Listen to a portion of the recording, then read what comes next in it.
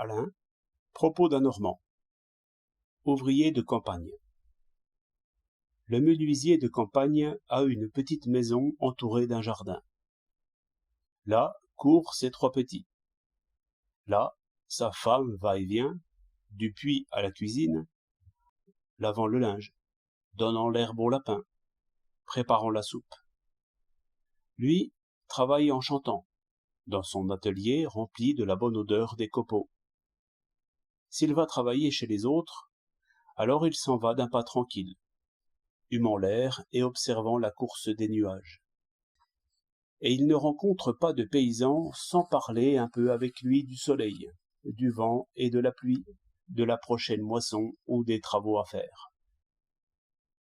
Le dimanche, il ne s'attarde pas au cabaret.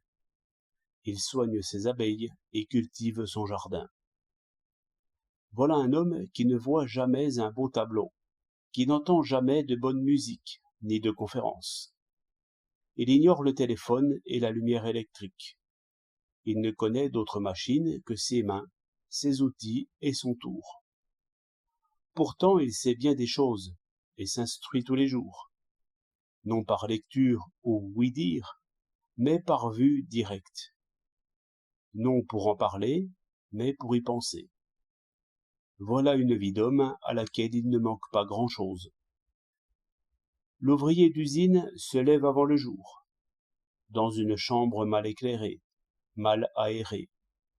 Lui et sa femme avalent précipitamment un café assaisonné d'alcool, nettoient et habillent à la hâte les gosses qu'ils laisseront à la primaire et à la maternelle en passant.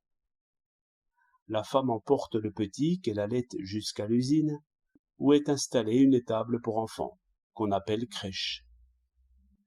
L'homme et la femme travaillent 10 heures chacun, dans un air chargé de poussière et de fumée, toujours courant, entraînés par les puissantes machines qui soufflent. Le soir venu, ils prendront à peine le temps de moucher les mioches et se jetteront sur leur lit, abrutis et éreintés. Leur dimanche se passe dans une banlieue râpée qui sent le pétrole et la poudrette.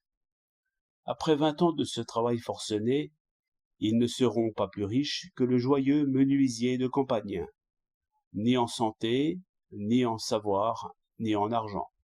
Tout au contraire.